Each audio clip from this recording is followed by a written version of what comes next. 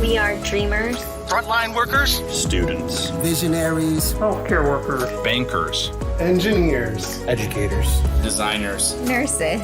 We're multi-passionate people, dog lovers, podcasters, pro golfers. We're hardworking, blue collar, strong, loving, loyal. We are advocates. We're the sons and daughters of Lansing. moms, Dads, friends, neighbors. we are family. We are tradition. We are perseverance. We are resilient. We are old. We are young. We are the future. we are fans. We are supporters. We are smoking bubbles. we are soccer. We are football. We're a community club. Community focused. Community owned. And we are community built. This is Lansing's Club. Lansing's Club. The Lansing's Club. Lansing's Club. we are Lansing Common FC. Lansing Common FC. Lansing Common FC. Lansing Common Football Club. We are Lansing Common FC. Let's go.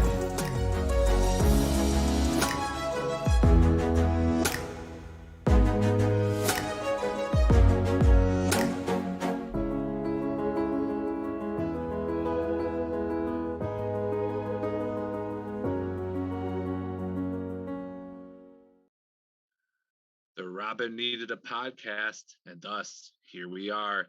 Welcome to the best and only Lansing Soccer Podcast. I am your host. My name is Weston Shelton, and welcome to the show. We have watched soccer in Lansing for the first time in like 580 days in Lansing, because Lansing United has played, but not in Lansing. So technicalities. We're going to talk about that today. We have a killer cast for you. So let's go around the table and introduce them. First off, the Prez, Eric Walcott. How you doing, Eric? I'm doing great. It was pretty surreal to not only just the whole everything with Lansing Common, but to be at a sporting event in person. I think that was the first one I had been at, since COVID hit, and that was just pretty amazing. Yeah, it was kind of a weird thing. It's we'll talk more emotionally later. So actually, I don't want to talk about this now. I have an outline to adhere to here. You got to stick to the outline. I did my best to throw it out for emotions are later, Eric. Also joined by the VP, who's very tired from Saturday, Jeff Sykes. You read my mind. You read my mind. It was a long day, but a good day. I wish I could have seen more of the actual game, but things Jeff, need to get done. So as usual, Jeff, you're great at selling the pod in the intro. You just really get the people ready to buckle up for a ride. Yeah, I mean, I start them low, so it's a roller coaster. You don't start at the high point on a roller coaster. You start at the low, and then you just got to build to it. Yeah, Jeff. Sorry, being the designer of the merch means you're the one that also has to sell the merch. That is your that is your burden. Yeah, my cross to bear. And that right there is the superstar, the Lansing soccer journalist superstar himself. There we go. LSJ's Phil Friend, and it's his birthday. Happy birthday, Phil. Thank you very much. 25 never felt so good. Are you a what they call a geriatric millennial, or yes. Are you? Oh yeah. Nice. So I'm right at so I'm 41. I was born in 1980, so I'm really really towing the line there of geriatric millennial. Although I would say if you asked me to identify one or the other, I would say I'm definitely more Gen X than millennial. But it is what it is. Yeah, you're just not a guy you can label. I can't. You can't slap a label on Phil Friend. Come on. All right. So we have a lot to discuss. So let's get into it. We're going to talk about the goals, just like usual. And then if you're a Capital Combustioner listener, which side note, this is Phil's first appearance also on Lansing Soccer Podcast since late October 2019. So welcome back, Phil. Thank you very much. I definitely enjoyed being on the old podcast, and when we had a soccer team to talk about, and then we had to go, like you said, 500 days without one, and now we're back here doing it again. It is a welcome return. So we're going to talk about the goals. Now that we're on Twitch, we're going to have some video up for you too, so I'm pretty excited about that. Then we'll talk more about the behind the scenes stuff, and then of course you guys hit us up with, we have predictions, then mailbag. It's a crowded pod, so let's get into it. So game kicked off. We'll talk. I guess we can talk about it now, Eric. little stress before the game started with Fort Wayne's roster situation. Do you want to break that down? Because I actually got to see you maybe 10 minutes before kickoff, and you were frazzled. Yeah, it was, maybe not the ideal situation to have to deal with, 20 minutes before, our first ever game. I mean, they showed up, early as teams do, and their coach said, we're gonna have about 12 guys, and I was like, okay, that's gonna suck for them because they're gonna not have to get sub out, but that's enough for the team. And then about 20 minutes before the game, he called me over and says, hey, I got 9 guys. Apparently they had a few that had said they were going to be there that just didn't show. So luckily for us, we've got some guys that are our practice squad players, and Oaks said, yeah, we can get them some minutes. So I obviously really appreciate those guys. Sure, it can't be fun playing against your teammates, even in a friendly. But yeah, not a super fun situation to be, running back between locker rooms and all across the field, trying to make sure we have 2 sets of 11 to take the field. So, Fort Wayne maybe did better than we would have expected considering the situation. But when I told Jeff that 2 or 3 of those guys were ours, he felt better. He's like, oh, okay, that's cool. He didn't know. So I got to tell him. All right. So the game gets underway. Lansing a little shaky, maybe a little bit too excited. And then Fort Wayne actually scores the first goal. Not the picture perfect start. Fort Wayne won possession into the final third off their press. A Fort Wayne player worked their way into the box, ran into Dante Morissette with some side-by-side contact, just totally flops, gets the call. Let's be real. I thought the refs were giving Fort Wayne a couple good calls, which maybe is for the best with the situation. PK gets lined up. Zach Kelly makes a great read and dive on the PK, gets his hand on it, but kind of went off the post, and then either off the back of his arm or head and went in. Phil, did you think it was an okay call? And decent effort by Kelly on the PK, just not good enough. I mean, just like the players, the rest maybe need to work into it a little bit too. I don't know. It's the call is one of those 50-50 calls where you're just like, all right, you're gonna call, all right, that's fine. But if you're a Lansing Common fan, you probably just wonder, boy, that was a tough break because, I mean, while Lansing Common was pretty sloppy in the final third there for those first 35 minutes, I mean, they really dictated possession. Their own pressing really kept the ball away from Fort Wayne, and Fort Wayne was basically DOA until they just happened to get into the box that one time and they got the penalty call. So that was pretty interesting for that. And a random note about the Zach Kelly thing. I think, because I was at the game, the exact same thing happened in the regional championship when he was with Holt. It was a PK. He went the right way, got his hand on it, and then it trickled over the line for a goal. I was like, I was watching, I was like, oh man, that feels like deja vu. But yeah, man, Zach's got good instincts when he's reading the thing. So once he can quit letting the ball trickle over the line, that'll help a lot. But he's a good goalkeeper. He'll figure it out. He'll get it done. Unexpected killer insight there, Phil. That was yeah. I was gonna tweet it out. I totally expected that. I was gonna tweet that out, and I was like, I don't want to be rude. I'll just let it go. That everyone knows I love my goalkeeper takes. That has happened to me at least 2 or 3 times in my short goalkeeper career, and it's a weird thing.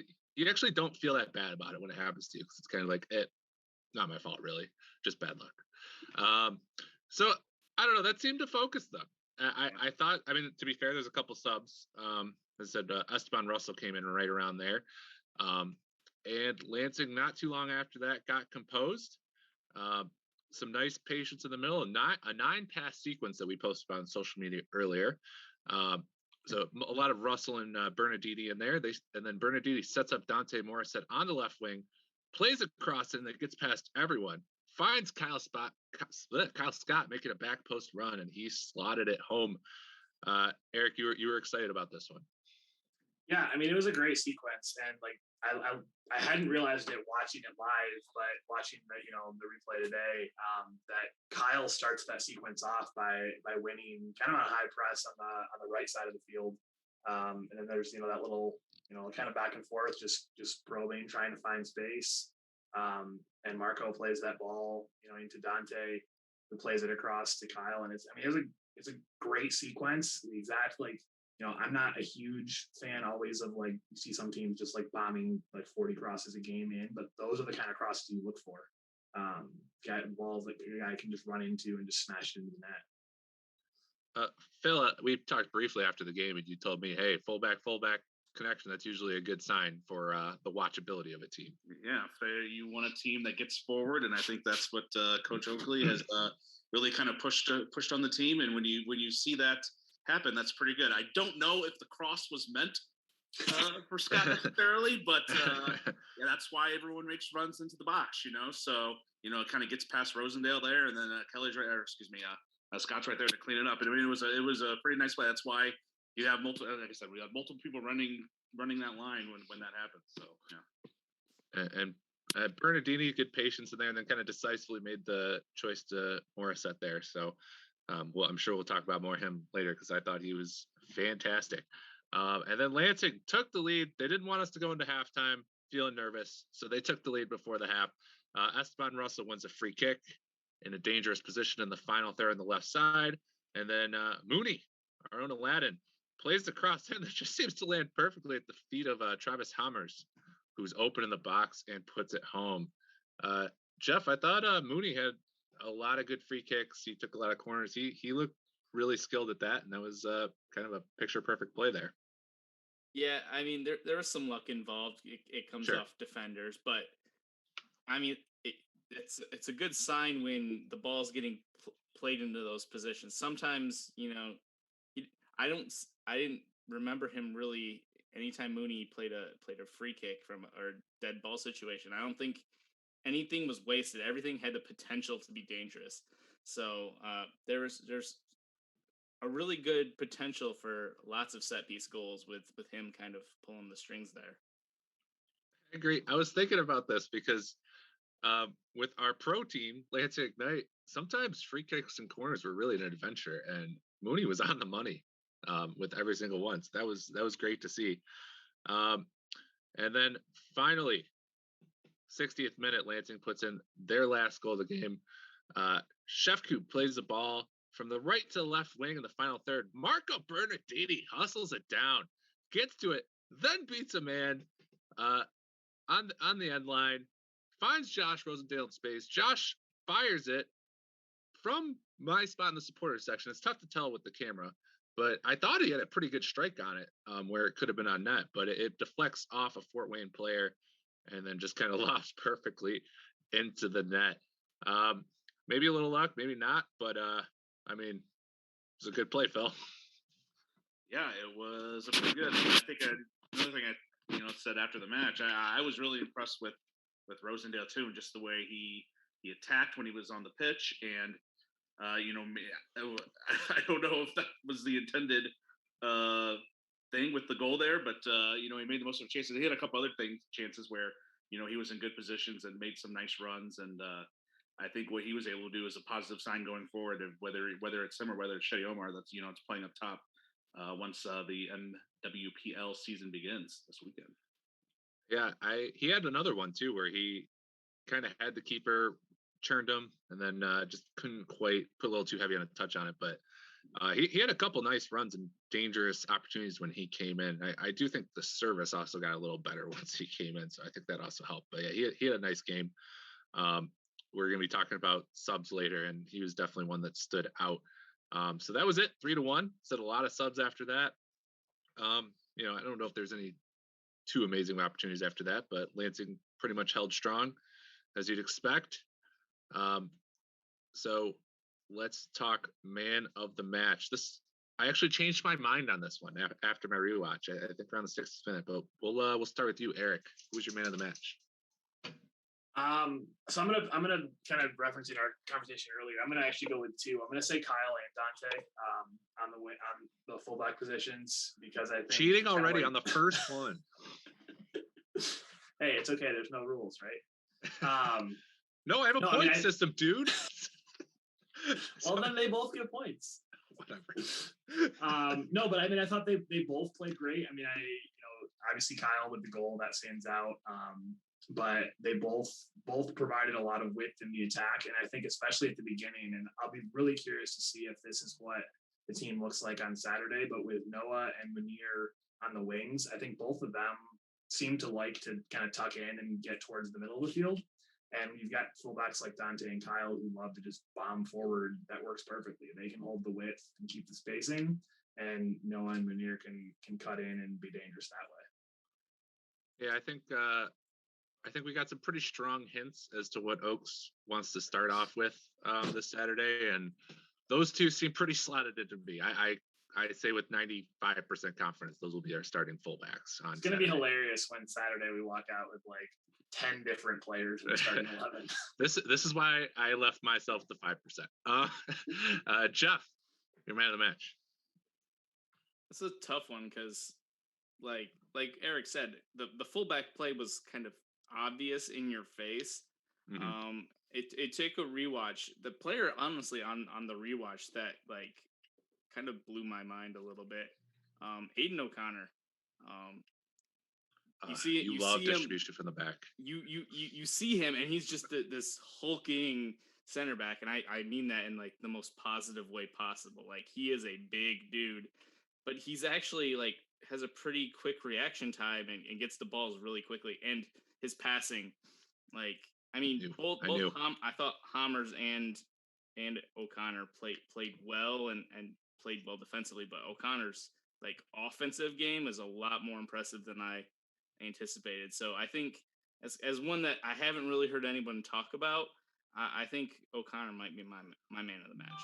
I was going to mention O'Connor later in a different segment, but Jeff ruined my flow here. Oh man, unbelievable. Well, I will say, what happens when you stick to the outline, Phil?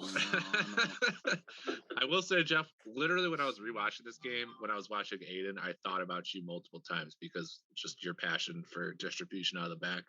That dude has an insane amount of confidence with that. And yeah, that definitely stood out. I don't think any of that quite directly led to a goal this time, but it definitely could have. He set up some good ones. I know we're doing. Okay, go ahead, Phil. Never mind. No, go ahead, Eric. I was going to say, I know we're doing predictions later, but my off-the-wall prediction is that at some point this season, Aiden O'Connor is going to smash a free kick from like 25 yards into the top corner. I could see it. Phil, who's your man of the match?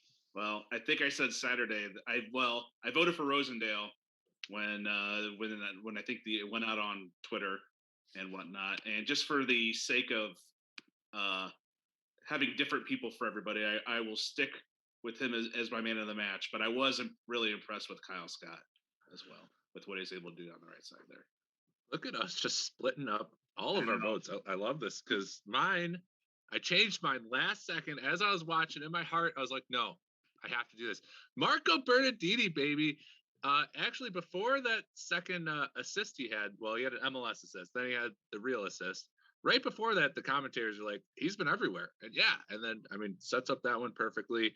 He was a big part of the buildup in the first goal as well. He was just kind of everywhere. And like early on when Lansing was struggling, he was the one trying to get things going. He was trying to get guys making runs. There's just, obviously not a lot of time together, but I thought his leadership was important out there too. Strong defensively. He was everywhere. I'm voting Bernardini. Matt Shartow may have forgotten to introduce him, but no one will forget about him after that performance. So yeah, there were multiple people that were forgotten. I don't know. Look, counting to 11 is hard. It was the first game for everybody. Yes. Hey, you know what? I will quickly shout out Shartow though. His intros, I love them. They were very fun. He had a joke about Toronto. He acknowledged his supporters for calling him out. That was fun.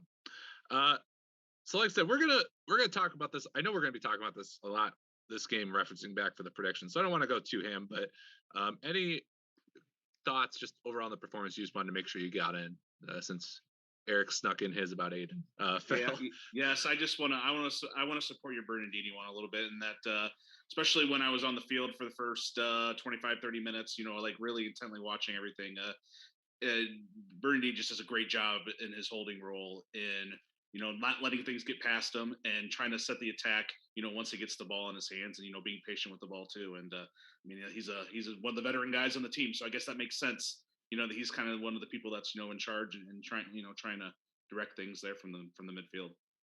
Yeah, and there were definitely some moments where he was like a coach on the field and midfield too. Like if there were some instances where guys were maybe drifting maybe a little too far out of position, he in a dead ball situation, he walked right up to him and started talking to him about it. Like I think that's important, especially when you have a team that skews on the younger side for most of the roster. Having a guy on the field that can just be like, "Hey, stick to this," and I think that leadership's going to be important.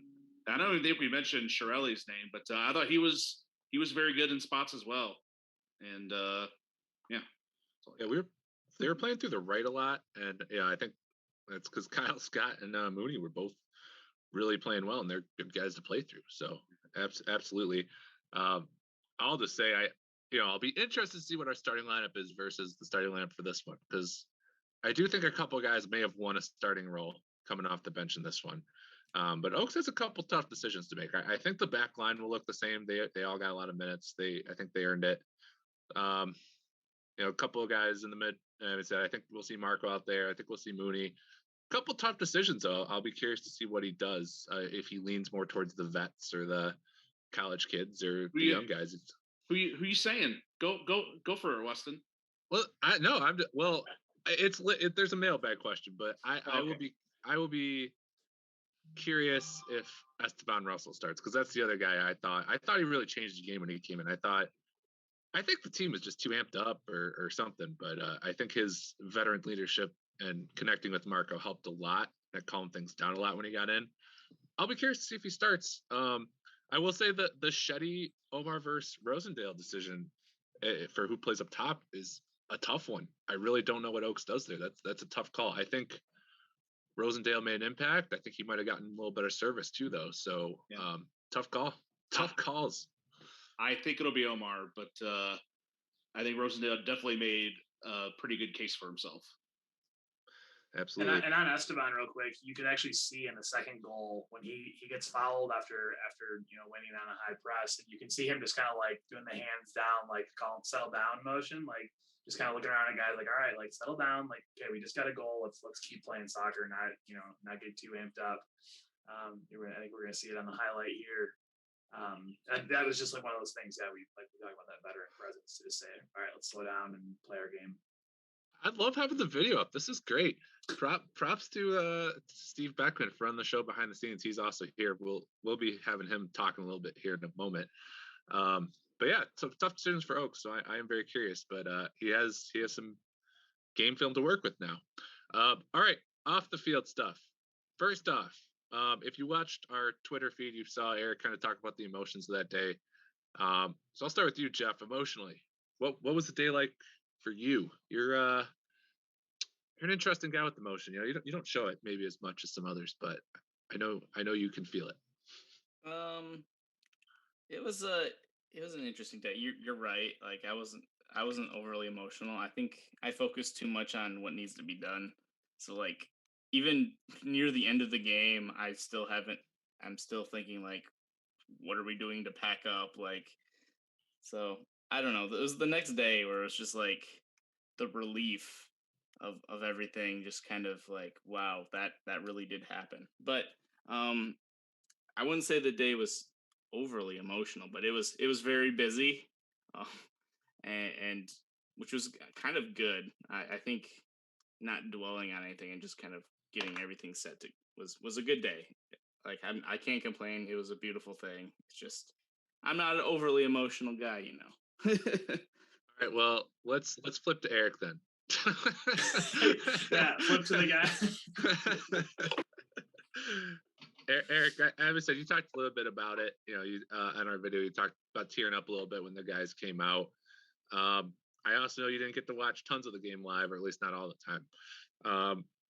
Was there a lot of focus on just what needed to be done, or how many times did you just kind of reflect on things besides maybe when the guys are walking out, which is a pretty easy time to think about stuff? Yeah, I mean, I think in terms of like actually kind of reflecting on like, all right, where are we and where, like, what have we, what was the journey to get here? That moment when they were walking out on the field was a huge one. And then really after that, probably it was like at the end of the night as we were like, finishing up, cleaning up at the stadium. and lights are all on, but it's just quiet. And there's just, a few of us on the board members there finishing up and able to kind of take it in and just like think about how huge of a night this was, that we had a sellout crowd. I mean, yes, it's a COVID sellout, but it's still 500 people for our first game. I think is huge, and to like think of all of the people who have put so much time and energy into making this what it is. It was an amazing start. Someone who put a lot of energy into that day is our game day operations manager, Steve Beckman, who, like I said, is running the show behind the scenes today. Steve, what was the day like for you? Well, the night before was, let's just say, a lot of refreshing on a state webpage to see if guidelines were going to be published or not. We got announcements that mask mandates were changing, nationally and statewide on that Friday, but then the actual letter of the guidance wasn't posted until probably around midnight or later. So I'm just sitting at my computer trying to figure out what it is we're going to do, what we're going to say, what we have to pay attention to, what's going to change. And it was, kind of a welcome relief to just hear that, that the outdoor mask mandate was no longer in place. So running the game day operations and all the different staff that we had, we wouldn't need to be enforcing mask wearing while walking around the concourse or being in your seats. And that removes a burden from all of us and allows us to focus on more important things like making sure everything in the locker rooms are getting taken care of and the fans are getting through and their tickets are getting taken care of. So it was rather stressful in those hours before midnight, but thankfully it all worked out in the end. Can focus on getting Fort Wayne some players, the important things. So I guess, I don't know how many at the door tickets there were, Eric, but how did it feel once you kind of saw the full extent of the crowd and, a sellout? I mean, it was pretty awesome. I think we've kind of tried to say attendance, obviously it's great to have huge numbers. When we talked last time, I think none of us said like a specific number where we felt like, okay, this would be like a successful night or something. But when we hit that sellout number, it was like, that was a pretty awesome feeling of just like, there's enough people around that know about us, right? Because like, yes, we've gotten amazing coverage, and that's, I think, really helped get the word out. But we're still an amateur soccer team, and so there's still a lot of people out there that don't know about us, and getting enough people that are willing to say like, hey, I'm going to go spend my Saturday night going to this game of this team that's never played a game before. The fact that 500 people came out, and hopefully we can build on that going forward, was pretty awesome. Thanks for the coverage, Phil. So I just wanted to quickly call out the stream for being awesome too, and that was around 100 live viewers most of the way. YouTube now has over 700 views for the match. I thought it was an excellent stream. Obviously the quality was great, solid graphics, nice and simple, but had everything you needed, and the commentators were really good. I think I did not expect to learn as much from them as I did, but it seems like they spent a lot of time at training and talking to Oaks, and they had a lot of like cool insights that I didn't expect. So props to them. Said, are we gonna have the same commentators all season, or? They should be on for all season, yeah, with maybe a few others mixed in as well, for as a third voice or some other things that we'll try out. I said, I'm excited to see them continue to grow into that role too. So props to Scott there. Steve, I just want to pause real quick, and just talk about this. So Cameron and Luca are two of our interns who are doing the commentary, and the amount of pregame research that they put in. I went into the press box at one point, and they had their sheets all laid out of all of the notes they had taken on players and all of that. And it's just an amazing amount of work that they put into it. And our other interns were helping with game day stuff, with live tweeting, all that stuff, just super professional, have done an amazing job of just jumping in and helping us make this a reality. Because some of them, to be quite honest, have more experience running game day for a soccer team than some of us do, or probably all of us do. So we've got a really awesome group that we're able to work with this season. Yeah, and I'll jump in and add that Cameron and Luca are MSU journalism students who work at 89 FM, The Impact, the MSU student radio station. And Luca has covered MSU soccer in the past. So he was able to really dive into it, coming from just kind of carrying over from the MSU season after it ended. Yeah, also, as someone who runs the Twitter, I thought Grace did an amazing job, and it was just kind of a relief to see. It was nice to just enjoy the game, and she's killing it. So that was great. And yeah, Cameron and Luca, I do a lot of research on this team for the pod. Like I do the question segments, so I'm trying to come up with questions. So I'm like Googling these guys like crazy, and they were just like blowing me away with all they knew. And I listened to a lot of lower league soccer broadcasts, and they had a depth of knowledge above almost any USL match I've seen. So props to them. Steve, you might want to step up on this one with game day operations. In terms of how things ran, what did you think went really well, and maybe what are some things you guys want to tweak for game this Saturday? Well, everyone has a timetable until the other team shows up late with not enough players, and then that kind of adjusts how things look and get played out. Obviously, our first time working through the press box with public address announcing, transitioning music, doing the player walkouts. They've never walked out before. Just kind of organizing that whole portion. That may have gotten them a little bit more amped up because I wanted them to walk by the fans by the fence, and that you can see them on the stream waving to fans, and that added to it. And our public address announcer for the day, Matt Shardo, putting a little extra touch on the player introductions may have added to that as well. But getting that under our belt, we can tighten that up. We can make that a smoother transition onto the field, as well as getting warm-ups, our music timed out right, our ad reads placed in a more at a more regular interval. But as far as the play on the field, we had an excellent group of ball kids that were helping us out on the sidelines. That our Dean Zhang, who also was helping out with game day operations, was running that. So that went really well. The product on the field, being able to keep that running very smoothly, and the live stream, obviously having all the experience that our board member Scott Oberlander brings to that went really well. So just the little things in between the ticketing. There were just some minor issues with people showing up without everybody in their group at the same time, and getting people checked in, and just kind of bottlenecking when we hand out wristbands. But we've got that all planned out. We're going to have it a lot smoother getting into the stadium, and thankfully a lot smoother when people go to the concession stand. We'll talk about that later. Yeah, props to the Worm Kid for sure. Yeah, he's a legend. I love that kid. Eric, probably the one negative thing I heard as I was walking around was obviously people commenting on the lack of concessions. I know my first time supporting in like 2 years, and my mouth was getting dry, and it was like, shit. I love Strange Matter, but not doing it for when I was super parched. So what happened there, and can we count on concessions in future games? Yeah, so there was a last minute thing where the people who were supposed to run concessions got in there, and apparently there wasn't enough supplies, or something with the supplies. So they didn't feel comfortable opening the concession stand. I talked to the Lansing School District earlier this week because they're the ones running concessions at games, and they put in a big order for concession stuff. So they will be there on Saturday and for the rest of the season. And people will be able to get their concessions there, and it'll be, pop, water, Powerade, candy, chips, that kind of stuff. And then Strange Matter is also going to be there again.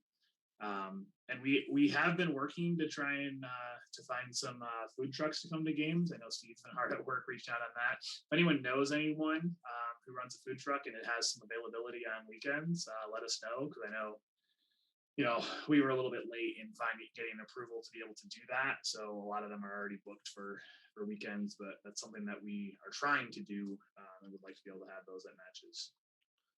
And maybe Lansing School just underestimated how many people we'd have there, and but maybe a future food truck would also be tempted by that number that came after the first game. So yeah, it was hard for that first game, right?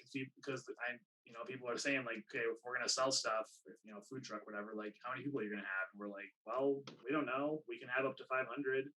And so now, like, we've got a game in, we've had 500, hopefully another big crowd this weekend, and that certainly helps with those kinds of things. Phil, you're an unbiased journo, and you don't have to suck up to us or anything, but just from your perch, what did you think about how things were run? Well, the concessions was terrible, guys. Come on, I gotta be honest. I didn't even know that was a problem you guys had until 30 seconds ago. So I just no bashing on that. No, I was. I mean, if you had came in, after the game and without me knowing you guys, being like, yeah, this is the first time I've ever done anything like this, I would have been like, yeah, see, everything seems to be running pretty good. The supporters group, you guys had all the tifos up already, so we really certainly made it feel like a soccer game experience, from a fan perspective in that regard. And it was nice to see, as many people there as there were, combination of people sitting in the stands and around the fence. So I assume you guys got to feel positive about going forward in terms of what maybe how this entire season will end up going for you guys. Yeah, props to Rich for those tifos, but yeah, the tifos were impressive, and you guys mentioned Scott. Like, I went to talk to Scott, and I didn't realize he was like, just running 7 different things from the press box, trying to stream, making sure all the cameras are operating and stuff like that. I was like, well, I'll just talk to Scott some other time. So, I love the action shot you got of Scott though for the paper. Yeah, that was good, and I'm that glad was to good. see. I was glad to see that because Scott was the one that was there at 10 o'clock Saturday morning, starting to get stuff set up for the stream and make sure that everything was working and that all the kinks were ironed out before the game rather than doing that mid game. So I mean, I would say it really was the effort that was put in the live stream really, really impressed me, and just having everything ready to go on and all the people and the equipment that it takes to run a nice stream like that. Yeah. The picture you got of Scott, he had his hands extended. He was so intense. I was just waiting for him to turn to the camera and do the thumbs up meme. I really was. That's what it reminded me of. If we could do video to print, that's what I would have had him do. All right. So as we discussed, this Saturday we got the West Michigan Bearings at home. Saturday at 6 p.m. at Eastern again. There will be concessions this time, and it's a real game that matters for the table. And it matters a lot because the Bearings have thus far looked like the best team in the league. They're at the top of the table with 7 points after just 3 matches. They put up an average of 3 goals a game. They strike quick with long balls, counters, and when they get in the box, they shoot. They're a dangerous opponent. And honestly, they scare me. I am scared about this match. But I do think it's going to be a very high-level, intense match. I'm sure anyone watching this live, I mean, of course, you're probably gone. So I don't know why I'm giving you the hard sell, but it's going to be a good match. I have told Oaks a couple times I've talked to him, hey, I'm nervous about the Bearings. So I think Eric, didn't he go and scout, or is he going to scout one of their games, or maybe that was someone else? He was at the Grand Rapids FC versus Bearings friendly last Wednesday, I think. Cool. Oh, okay. Yeah, they had a friendly. Okay. Good stuff. All right. So yeah, we will be talking about that next week. I will say the one thing about this game was it was fun. It was a sense of normalcy, which was really cool, just between being in a crowd again and soccer live, which I went to one game, but it was very different. In Madison, kind of limited crowd, no one really chanting. So it was weird in that way. It felt like a pandemic soccer match. This one felt pretty normal, which was cool.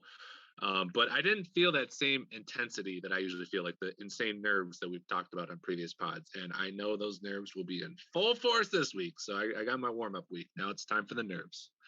All right. So we have a little bit of data to work with now. So we can do some predictions. All right. Goals.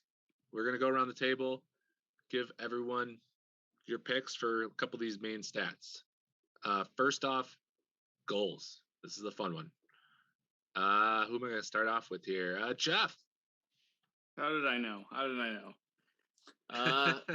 Goals leader this year. It's tough. I mean, my gut's saying go with the striker, so I have to pick one of the two. And I honestly could see them both being neck and neck all year. But I don't know. Just basing off performance in the friendly, I give the edge to Josh Rosendahl for right now. I fully anticipate reevaluating this literally after the next game, but from what I've seen, I just think Josh offers a little bit more physicality up top, and I think a league like this that could be a little more helpful. That's a good observation. And that is probably the safest pick. Eric, your goals leader prediction.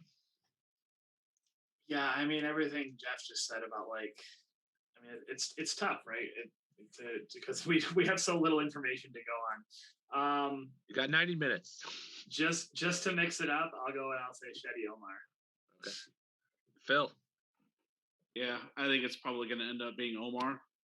The reasons Jeff was saying, it's probably going to be a forward. Seems like the best, but it seems like the way the team is set up in certain ways, the forward is the one that's going to need to, pour all the goals. And although I'm going to steal something from your notes here, Weston, I do, just thinking back to the Lansing United days, it really was like there'd be like 4 or 5 people with like 3 goals. Maybe one would have 4, and then like 3 or 4 others would have like 3 goals. So I don't know if it'll be someone who like breaks out and wins leads the team in goals by a wide margin. And also, I'm having a little trigger attack to remember when we did the Lansing Ignite preseason pod 2 years ago when we did all these guesses based on preseason, and we just could not have been more wrong about basically all of our predictions. So everyone listening out here, please take everything we're saying with a tiny grain of salt. There's a couple, but yeah, I think goals was really bad. Goals did not work out as expected. Yeah, I picked Shetty, but like you said, Phil, my prediction is actually we're gonna have like 4 guys at 3. Just the way this team works, I think the fullbacks are gonna put in a few goals. I think we could, see Aiden, the center backs put in some goals on set pieces like we did in this one. So what you're saying is Travis Hammers golden boot, right? Maybe Aiden O'Connor.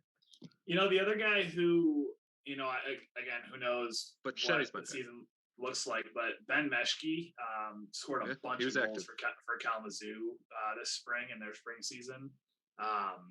So he's the kind of guy that I think I could see him getting on a hot streak and just putting in a bunch of goals, even if it was just like for a few games, get like 5 or 6. Yeah. The one thing I'll say about Shetty is that I do think the service was better once Rosendale made some nice runs, but I thought Shetty made a couple nice plays where he could have gotten found and just didn't happen. Those first 25, 30 minutes were tough. I don't think that was all on Shetty. So I think he gets better service, and I think maybe he takes it slightly, but that's a tough one. Assist leader. I feel a little better about this pick. We'll start with Phil on this one. Yeah, just again, we're basing this on a 90-minute game that we saw Saturday and really nothing else to go on. But I think we saw Shirley really create a bunch in the middle there. And it just seems like that's the way it's going to go this season. And he's going to be able to pile up some assists. Dele Alli style, back when Dele Alli was actually really good. So yeah, I think that's your first Spurs reference. Yeah, it was better late than never, right? Took a little longer than usual. I had to reach deep into history for Spurs reference too, since the recent ones are not so great. No, because you can't use the Harry Kane comparison because obviously he's a striker. But when your striker is your leading scorer and assister, that is has its positives and negatives. Eric, your assist leader. I'm going to go with Louis Sheffield actually, because I think, I don't know if he's going to be like a guy, like a high assist per 90 guy, just because I think he plays a little bit deeper in midfield. But he feels like the kind of guy who, like, Austin Dunn style might play every minute of the season. So I'm going to go with Louis from Sheffield. Jeff. I'm going with a chef cube, but I'm not going with Louis. I'm going with Liram. I was just impressed by like his all over the placeness. It seems like he was willing to kind of go up the middle and play up directly with the striker through the middle, through the spine, or like he would drift out wide and play crosses in as well. So I think as we kind of find our lineup, I think he offers a versatility that he'll see a lot of minutes somewhere up near the attack. So I think the opportunities he'll help create, even if it's not assists, he might get a lot of MLS assists. Who knows? He could even be in the goal scoring conversation for all I know. But I loved kind of his his just tenacity kind of being up and around the attack. So I think I'll go with him for the assist. Yeah, I'm going with Phil. I'm going with Shirali. I mean, if he's taking free kicks and corners, that's an edge, and I thought they were good free kicks. So it's the easy pick. The easy pick there for me. I'm going safe on that one. This one's interesting to me. Saves leader this year. So we have 4 keepers on the roster. They all could have their own claims. So really, you're just saying who you think is going to play the most of our 4 keepers. Obviously, Kelly got first half and Nicholson got the second half. So those are probably the favorites. Phil, we'll start with you on this one. I don't know. I mean, it's all about humiliating ourselves, Phil. I guess it's probably going to be Zach Kelly since he started the game. If he struggles and they decide to plug in another keeper at some point in the season, then I guess I'll be wrong. But it is true that Kelly will be one of the youngest guys, considering he just in the league, not just on the team, considering he just graduated, high school. He actually still is in high school, I think, technically. So I don't think he graduated early or anything like that. So there could be a situation where, going against older guys, in this particular setup, maybe he has a little bit of trouble adjusting and maybe the other guy comes in. But for now, I'm going to say it's Zach Kelly. And as I said before, he's a pretty good keeper. And I think I said that to you guys one of the preseason practices too. So I don't see why it wouldn't be Zach Kelly for the entirety of the season. Eric? Yeah, I mean, based on what we know, I have to say Zach Kelly. He started the first game, which makes me think he's going to, be the choice more often than not. Yeah. Jeff? Yeah, Oaks assigned him the number 1 shirt, so that's usually a sign. But also, just got extra points. He's going to be he came out strong in the swag watch. Oh yeah. For week 1, and I think he's going to take the crown by the end of the year. I think there's going to be a couple guys on the team that'll challenge him for it, and it's clearly not on the outline as an important thing. But he will definitely take that crown at the end of the year. He took some notes from the when Lansing United always used to do the pregame photos, right? Yep. Yeah, that was like a Twitter thing we did a lot. We did swag watch and picked our fave. So that we might have to bring that back if these guys keep bringing the swag. So yeah, and now that we kind of know like who to look for after a game of seeing, okay, some guys coming in like clearly dressed out for it, and some guys with a different look, which is also fine. But yeah, now that we know who to look for, like we can definitely put some attention to that. Julian Burge and Noah Canlis are guys to watch on that list as well. I love this analysis. And in a totally different style, but still like really unique game day style. Mooney Shirali, he's another one to watch. There's your swag watch for the day. So all right, well, Weston, you have another job duty to do before games. You gotta catch everybody coming in. I'm good. We'll leave that to others. Yellow card leader. This is always one of my favorite picks. I'll start this one. I'm picking Marco. I just think he's played in that role. He has the veteran savvy. Could see him just being in a couple spots where he just makes the smart tactical foul. I'm going Marco. Eric?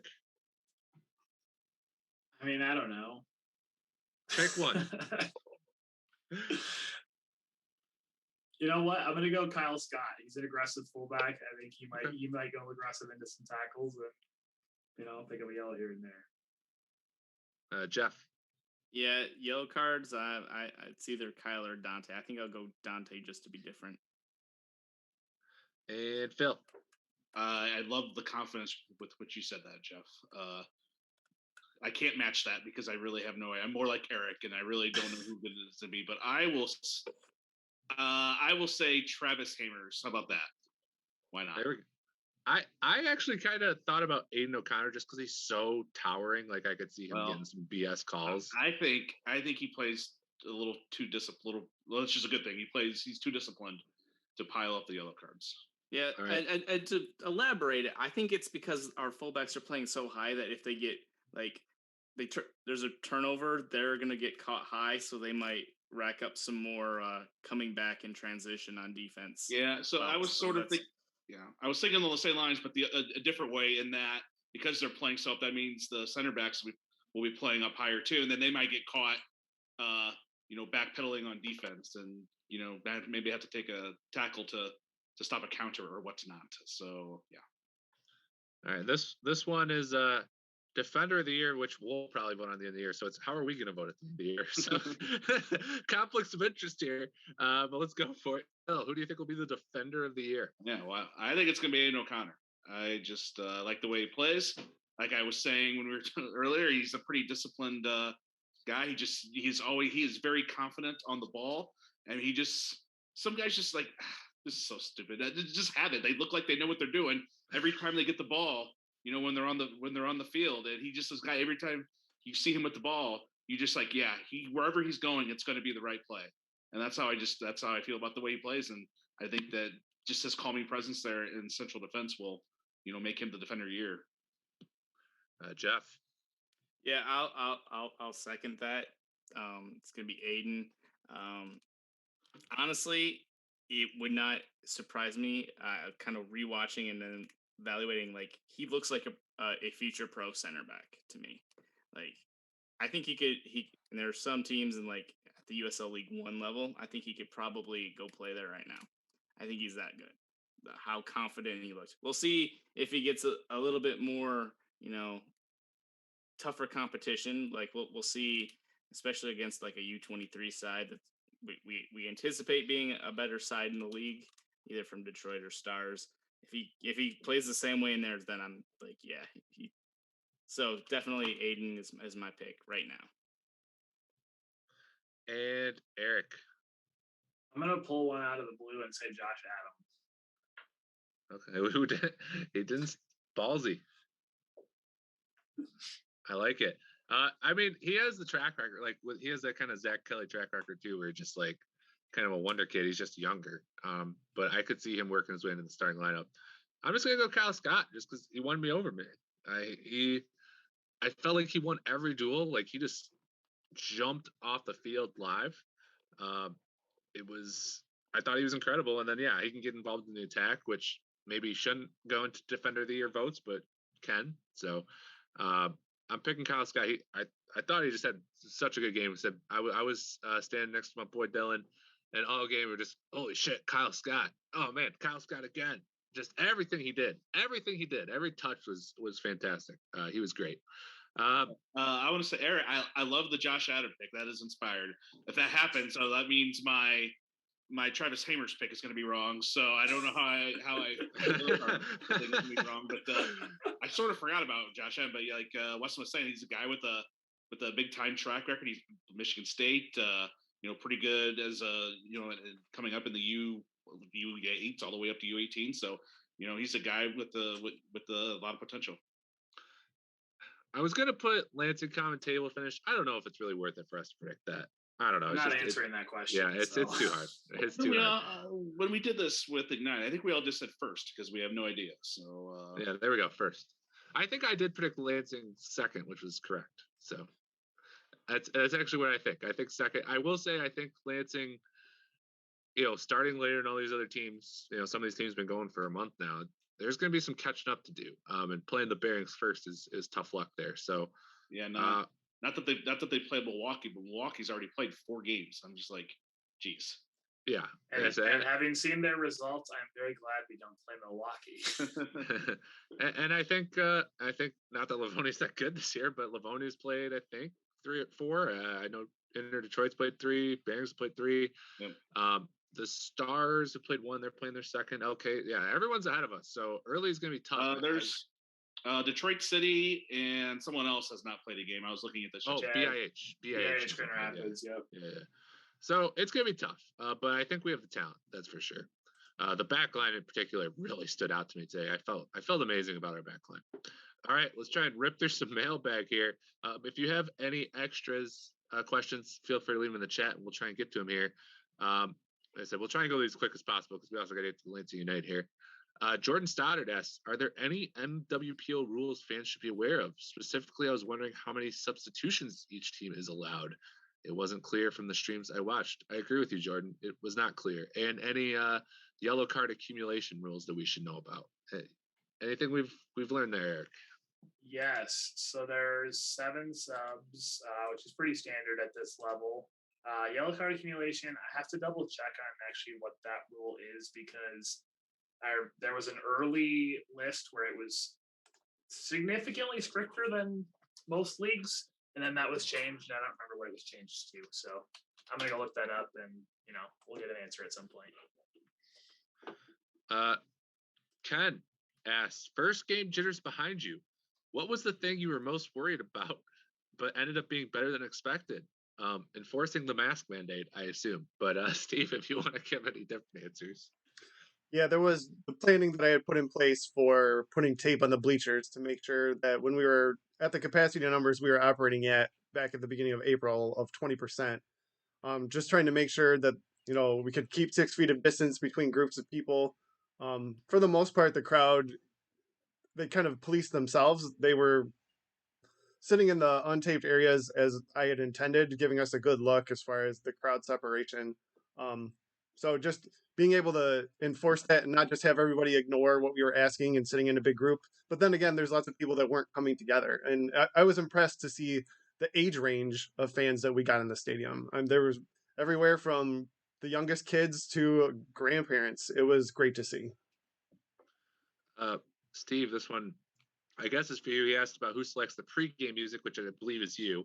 But he also wants to know if we can make suggestions. He wants "Bird is the Word" in the rotation. Yeah, so I built the playlists, and believe it or not, it's not as easy as you might think. We're not a jukebox. We're not going to just pump out any old song. We do have screening and vetting on lyrical content and so on. And just trying to find music that has a broad enough appeal for hundreds of people that plays well over stadium speakers. And I did put out in our club Slack channel, I did put out there that there was a form that people could submit song requests or suggestions, and that still stands. Kind of a benefit to club members to be able to have input on that. We wouldn't just open it up to some random internet form, and then I'm just not going to pay attention to hundreds of randos sending me stuff. So we'll keep that open throughout the season. Your input is welcome. I demand freed from desire. I'm down for that. I would like Eastern to put up speakers on both sides of the stadium, though. That's my request. Eastern, get on that. Ken asks, can you give us any update on season ticket cards? Put that to you, Eric.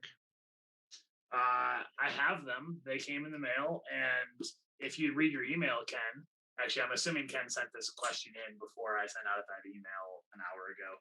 So I'll give Ken a break. No, fuck it. I'll give Ken a break on that. Yes, so members and season ticket holders can pick those up at the game on Saturday. If things aren't too crazy on entrance, then you can get them when you come in. And if things are crazy busy with us trying to get people in, then come back to the ticket booth at some point later and we'll get it to you. But we have them.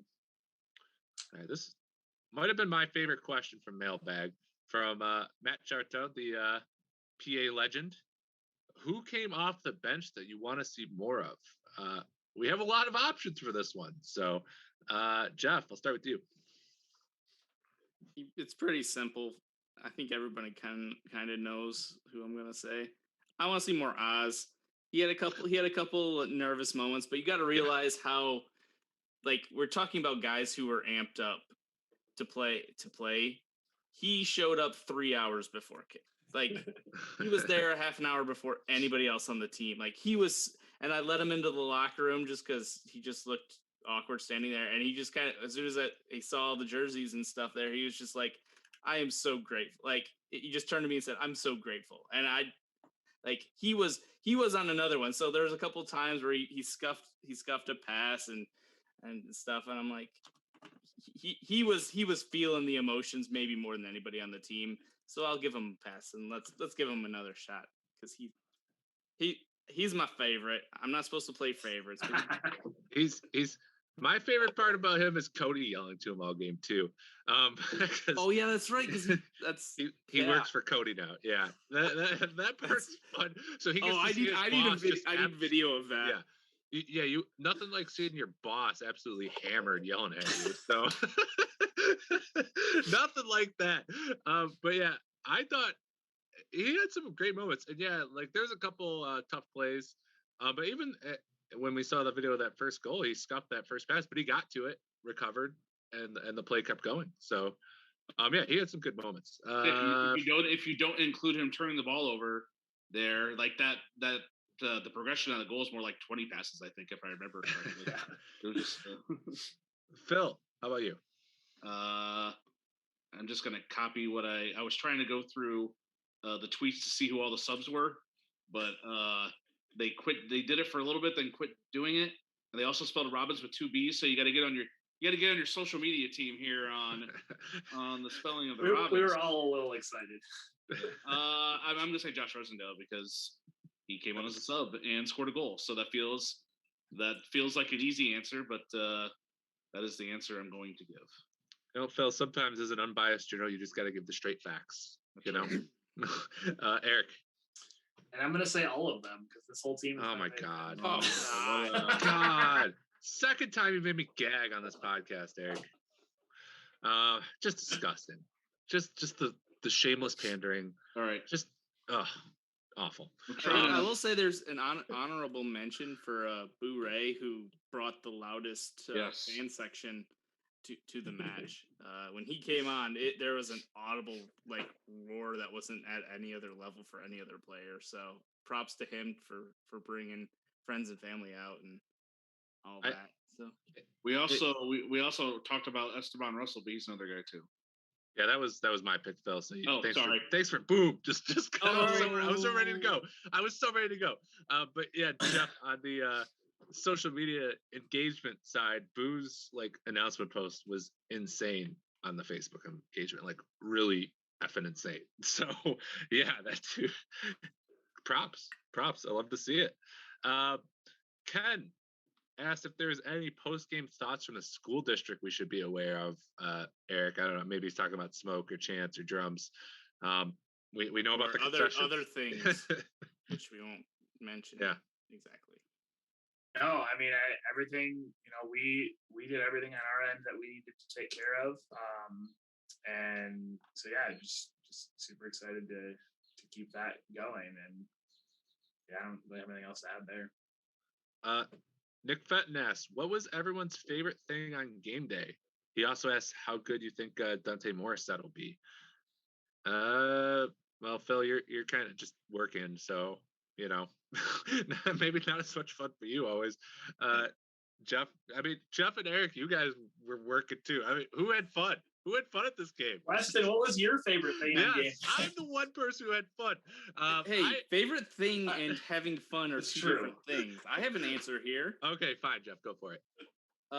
It's after I set up all the uniforms and the name tags on the benches and actually assigning guys numbers and then kind of figuring out who sits on the bench next to each person. I just kind of went through and had fun with that process. And when that was over, just kind of taking a step back and just looking at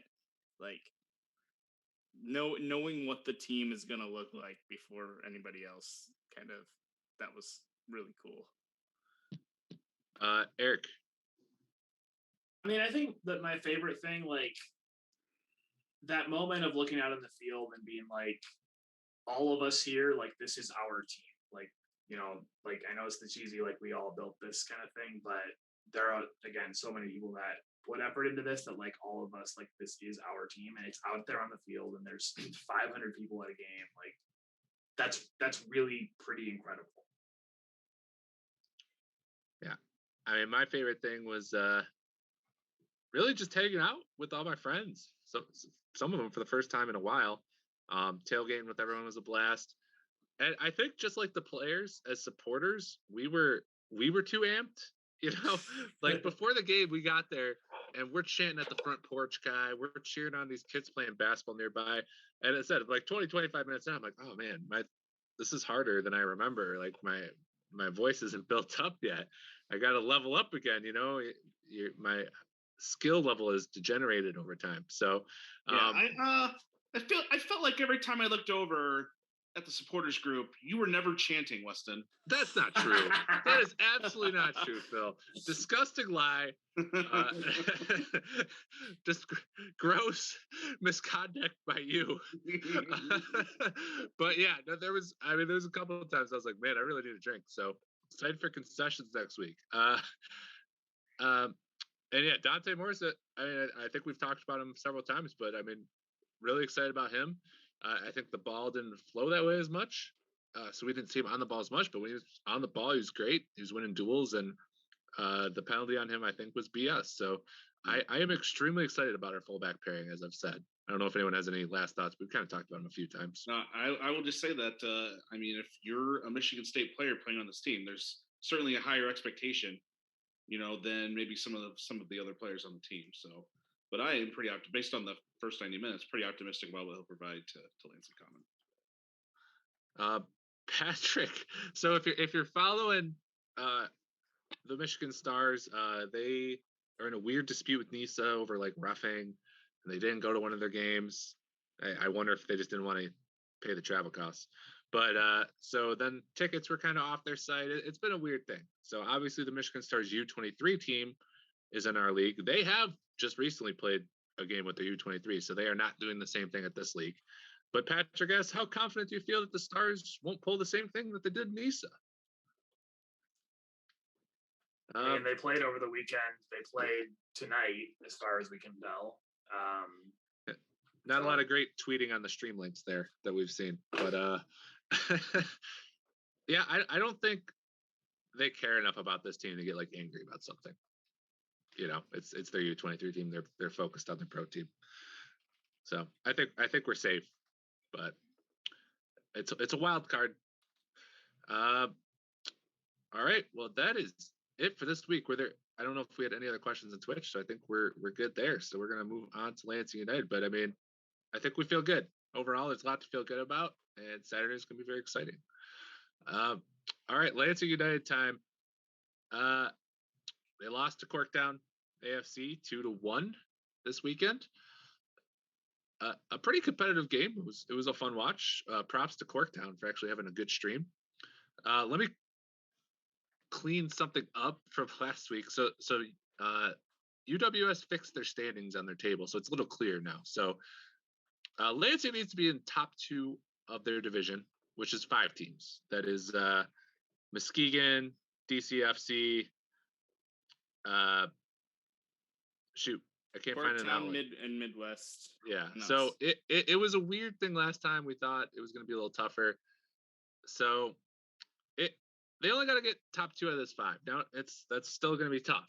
Obviously, you could see with the table, you already got Corktown now with 2 wins, and just I'm not sure. Muskegon only lost to Detroit 2-1, so maybe they're not that bad. But Corktown might have a unassailable goal differential at this point, which adds some complications in there.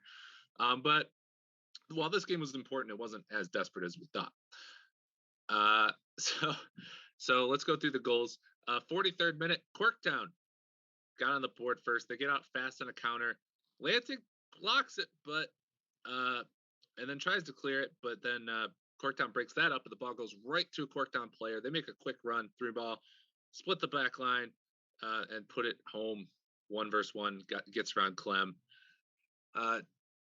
Tough way to start. I don't know if you have any thoughts on this one, Jeff. But I thought Lansing really got off to a hot start. Corktown's goalie made one save in particular that might be one of the best saves of the season for them. And then they lit up the first goal. It seems like it's been kind of the narrative of this very early season so far. Just the score not matching up necessarily with the XG. Yeah, I'll admit I didn't get a chance to watch this one in full. So, but I mean that's tough early season stuff when the back line kind of miscommunicates and kind of drops. It's tough because the United's a team to set up to kind of play in the midfield, and if we're slipping in the back line, it's starting to get worrisome if it's into the second game. But again, I think Corktown, as you were kind of alluding to earlier, I think Corktown is probably top to bottom the most talented team this year. I wasn't overly impressed with what Midwest rolled out. So I think Corktown is like the class of the division this year. So overall, looking at this total, the result in total, I don't think there's too much to worry about. I think we played the best team in the league tough. But at the same point, we've dropped 2 games to start a very short season. So we wanted a point. I remember saying last week we wanted a point out of this one. So it was rough not to get that point. Yeah, it cuts out a lot of the room for error the rest of the season. Like you're playing with so little room to give. Yeah, it's not as desperate as we thought because of the way the table is, but it is bad. It is tough. There's not a lot of games. There's only 10. Yeah. And it is interesting to note that this is just talks about how good they were in 2018, 2019, but they've already lost more matches this year in the regular season than they lost in 2018, 2019 combined. So yeah, so some rare territory here for Jason Chris Club. Good. Just Phil just unexpectedly thrown out. I guess I should say expectedly. Of course, Phil is prepared and has good info. Yeah. And just to sum up the rest of the goals, 86th minute, Lansing tied it up, cornered by Lexi Ponstein. Lands right at the knee or feet of Casey Conine. I couldn't really tell with the stream and the angle. Seems to kind of get saved, but I guess it passed the line. It's called a goal. And then just a frantic last 5-6 minutes of the game. Just a couple really bad. This is, I think, what you're alluding to, Jeff. Just some rough defensive breakdowns. Corktown got one-on-one with Clem that Clem saved, kind of a shot right at her. And then right after that, Corktown just dumps the ball into the box in midfield and just Corktown player gets to it. No one's there. Plays across to the box, wide open, puts it in. Just a really tough defensive breakdown. And I thought they were better than that. It's just kind of crazy after they tied it up. I don't know if they were really gunning for the win or what, but I was pretty shocked by how the quality of chances Corktown got once the game got tied up. I thought they'd want to get out of there with the point at that point, but so that was tough. Like I said, with the way the division is, it's tough, but it's not insurmountable. But they are playing DCFC at home for the first home game of the season, first Lansing United home game in a long time. As I said, they played just that showcase in Detroit last year. We said this last week, but now that we have the right info, is this a must win, Jeff, or is this maybe more of a must draw like we kind of thought last week was? I think we've entered a must win territory.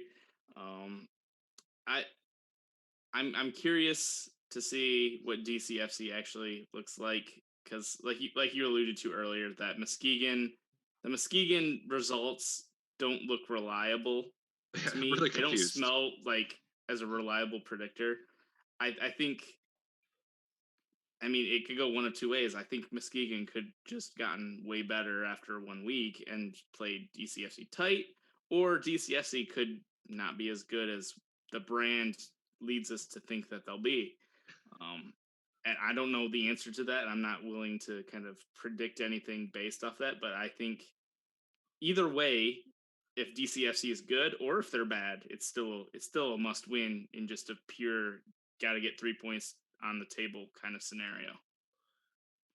I mean, they might be able to get away with the draw, but they'd probably have to win every game after that, and that seems really difficult.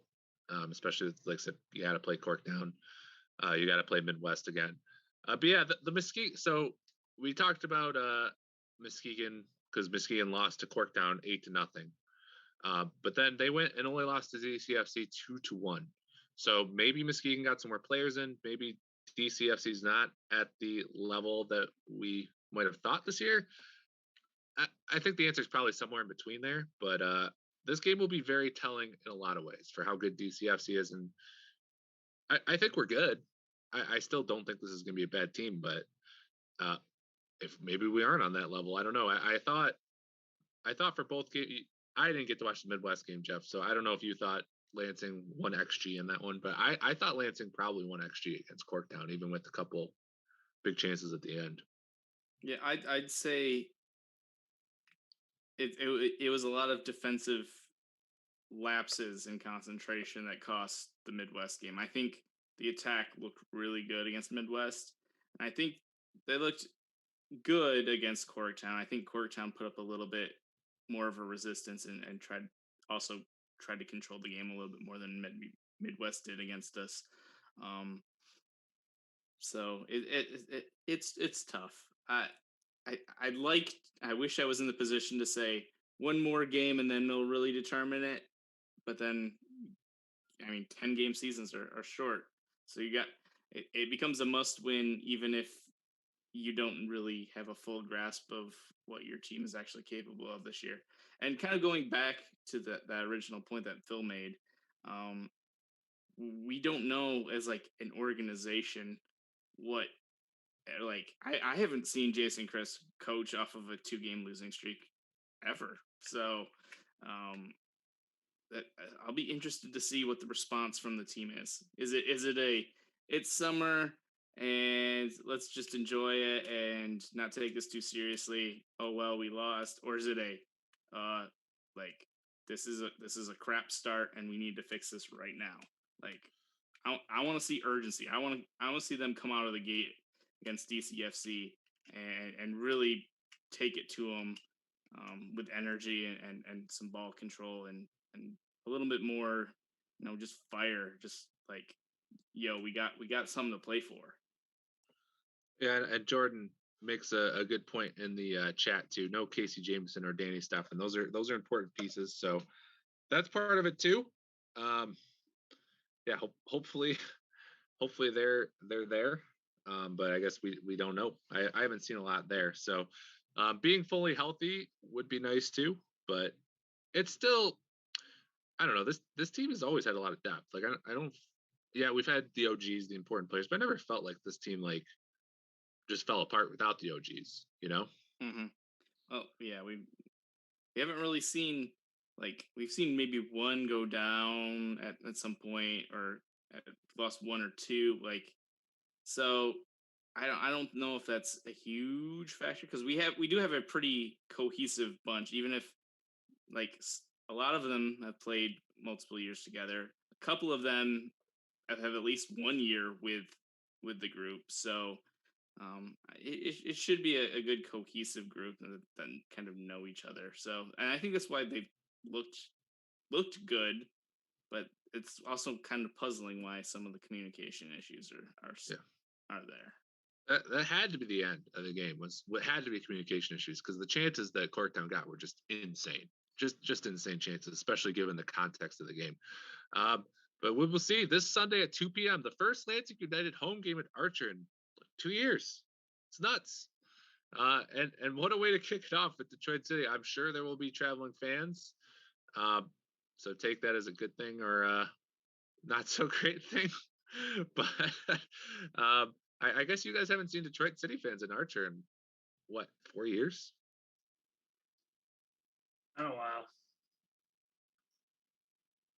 I got the number there, right? Sure. It sounds right. I haven't been counting. What's it like when they're there? They've only been there once. Yeah. Okay. Oh, that's weird. Because the men usually we played them at DeMartin. Well, I guess we'll find out then. Another reason to come Sunday at 2:00. I absolutely do not know what their support for their women's team actually looks like. Like a lot of their fans tweet about it, but we all know Twitter isn't real life. So how many of them actually do go on the road and support their women's team? I'll be interested, and that's not like as a shot, because I'm actually genuinely curious to see like what it actually looks like. Obviously, it's a tough, because I believe the Muskegon game is at Muskegon, if I'm not wrong there. So I would think if it was home, I would have saw more hype from them about it. So I don't know how many of them traveled to Muskegon. I didn't see many tweets about that. But obviously Lansing's a little easier trip from Detroit than Muskegon, so that it'll be interesting. And Jordan says they're about half full for their first home match, which that might be the max they can do. So, so we'll see. It'll be an interesting game from that perspective, and from just a very important on the field match as well. So that's Sunday at 2. And the State Journal will be there on Sunday. And the State Journal will be there. There we go, Phil. All right, before we go, and Saturday, of course. So we will see. And then it's at the Bearings Saturday at 6 at Eastern. Before we go, real quick too, goalkeeper kits, they're for sale through Friday. those things sold out first day, both of them. So if you want one, Jeff, you didn't expect to sell that many of these, right? Oh, I expected to sell out. So the plan was to kind of make them a collector's item. So we weren't going to do a giant, massive run on them. But we did underestimate the demand on them. So I expected a sellout. I just didn't. I just underestimated where the sellout line would have actually been. So we've heard so many comments about it that we're allowing people to get one last chance at getting them before they are gone forever. So if you want it, jump on it. All right, guys. Eric, Jeff, I do want to quickly say thanks to all the board for everything you did setting up that first game. I know you guys said you worked so hard on that. You love it so much that you don't really get to watch the game. It's pretty incredible to think about. And Phil, I think, kind of touched on that in his article. So yeah, thanks to all you. Everyone on the board does a lot of work in different ways. They all have pretty solid defined roles, and there's a lot of volunteers outside. So thanks to all you putting in all that work. Thank you, Eric and Jeff, for being on. Phil, thank you so much. I think we plan on having you on a fair bit this season. Are you up for it? I mean, you're gonna have to get in touch with my agent, see if I can clear my schedule. But once you do that, it should be okay. Is that Graham? I feel like Graham's your Twitter agent. Yeah, everything's gotta go through him. Graham just has so many ways to attack you. He's relentless on Twitter. I know. That's okay. After his tweets, I was kind of expecting to see him in the chat here, but yeah, apparently not. Well, I would venture to guess he does not have a Twitch account, hence no comments in the stream. He's not much of a gamer type person, so.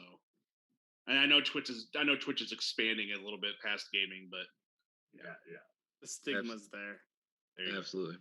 All right. Well, we will. If Graham, if you're watching this on YouTube, what's up? All